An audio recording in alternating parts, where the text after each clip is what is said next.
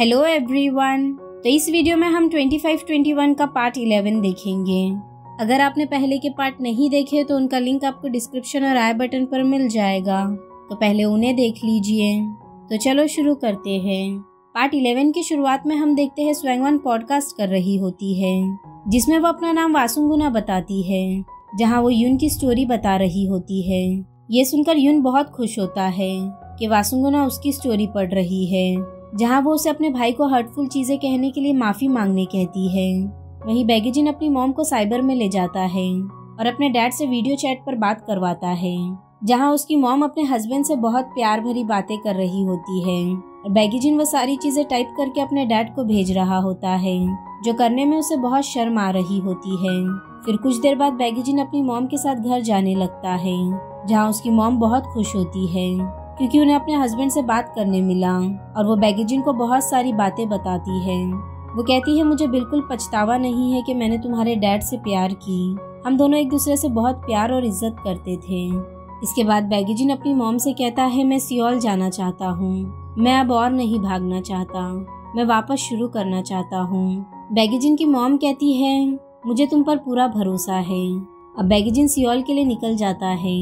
उसे वो सारी बातें याद आ जाती है जो उसने नाहिदू से कही थी कि वो फुल हाउस वॉल्यूम 50 निकलने से पहले आ जाएगा। इसके बाद बैगेजिन बैग खोलता है तो उसे यून की चिट्ठी मिलती है, जिसमें यून उससे माफी मांगता है और उसे गाने सुनने के लिए एक टेप देता है। ये देखकर बैगेजिन बहुत खुश होता है।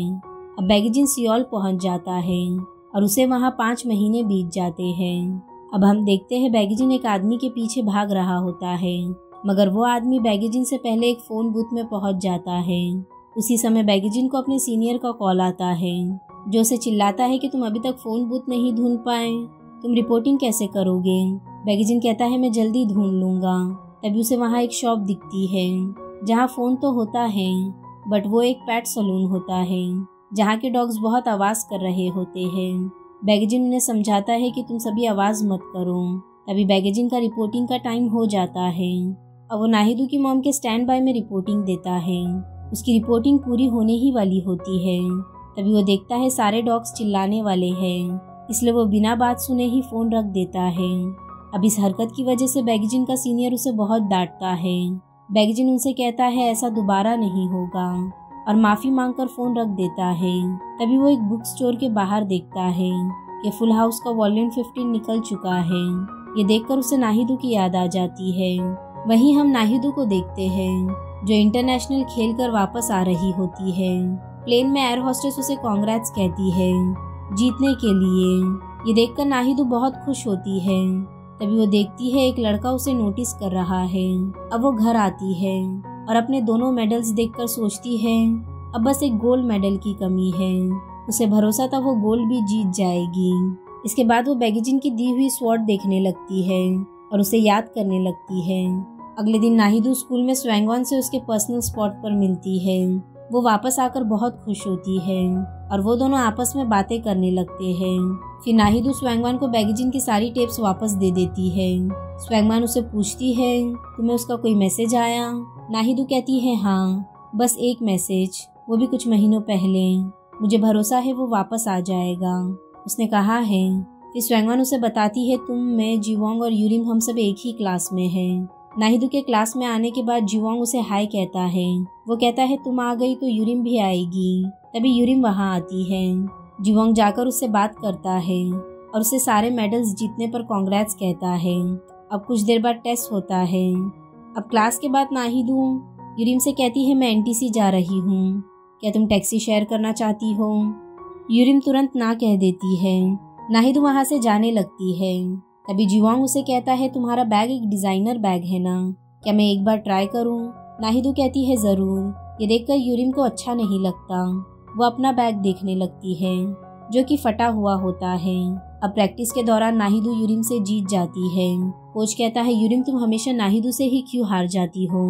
अब थोड़ी देर बाद नाहिदू चेंजिंग रूम से बाहर आती है तो वो कोच को यूरिम से बात करते हुए सुनती है कि एशियन गेम पूरी कंट्री देखेगी। अगर तुम गोल्ड नहीं जीती तो तुम्हारी रेपुटेशन और फेम दोनों गिर जाएगी।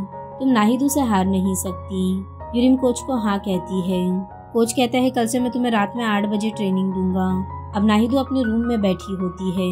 तभी यूरिम वहाँ आती है और जोर से दरवाज़ा बंद करती है। नाहिदो से कहती है ध्यान से करो, ये रूम में हम दोनों रहते हैं। अब नाहिदो से कहती है मैंने सुनी कल से तुम रात में ट्रेनिंग लेने वाली हो, तो तुम्हारे आने तक मैं सो चुकी रहूंगी। आवाज़ मत करना, तुम्हें डर है कहीं मैं गोल्ड ना जीत लूँ। तुम वैसी बातें प्राइवेट में किया करो। यूरिम कहती है क्या तुम्हें लगता है मुझे अच्छा लगता है वहाँ खड़ के ये सब बकवास सुनने में? मैं तंग आ गई हूँ कि तुम हमेशा मेरी प्रॉब्लम्स में होती हो। तुम जब से ज्वाइन हुई हो कोच मुझे डांटने लगे हैं। यूरिम चिल्लाने लगती है। नाहिदो कहती है तुम मुझे हरा दो, क्या मैं तुम्हें जीतने दूँ? सब तुम्हें सपोर्ट करते हैं और तुम एक स्टार हो, इसका मतलब ये नहीं कि मैं तुम्हें जीतने दूँ। नाहिदो यूरिम को उसकी गलतियाँ बताने लगती है कि वो खेलते समय क्या करती है। ये सब सुनकर यूरिम की आंखों में आंसू आ जाते हैं। नाहिदो कहती है मैंने तुम्हें कहा था मैं तुम्हारी फ़ैन हूँ। मैं 100 बार तुम्हारी मैचेस देख चुकी हूँ और मैंने तुम्हारी सारी स्किल और टेक्निक्स को पढ़ लिया है। जो छाता तुम इतने प्यार से लेकर घूमती हो क्योंकि वो तुम्हारी फ़ैन ने तुम्हें दिया था, वो मैं ही थी। मैं तुम्हें इतना पसंद करती थी, इसलिए मैंने तुम्हें पागलों जैसा पढ़ा है। यूरिम कहती है तो तुम्हें फ़ैन ही रहना चाहिए था। तुम्हारी हिम्मत कैसे हुई यहाँ आकर मुझे तंग करने की? ये सुनकर नाहिदो यूरिम का बाल पकड़ लेती है और फिर वो दोनों एक दूसरे का बाल पकड़कर लड़ने लगते हैं। और वहीं बैगजिन के ऑफिस में एक रिपोर्टर हेड को बताता है नेक्स्ट मंथ एशियन मैच के लिए रिपोर्टर्स चाहिए होंगे। हेड बैगजिन को अपने साथ चलने कहता है। अब रात में बैगजिन अपने हेड के साथ होता है और वो लोग एशियन टूर्नामेंट में खेले जाने वाले मैचेस के बारे में बात करते हैं और वो सभी रॉक पेपर सीजर के दौरान अपने लिए एक एक स्पोर्ट्स चुनते हैं कि वो लोग किसकी रिपोर्टिंग करेंगे।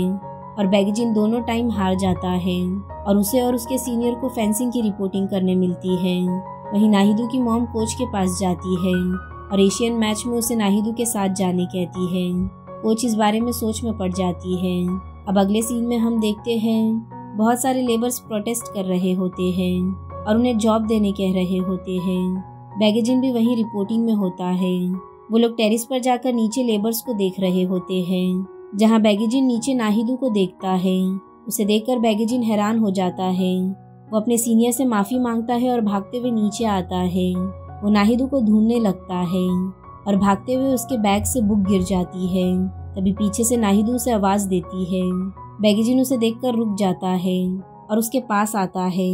नाहिदो के हाथ में उसकी बुक होती है और वो दोनों एक दूसरे को देखकर मुस्कुराते हैं और बहुत खुश होते हैं। इसी के साथ ये पार्ट यहीं एंड होता है। वीडियो पसंद आया हो तो लाइक शेयर और सब्सक्राइब ज़रूर करना। मिलते हैं नेक्स्ट पार्ट में।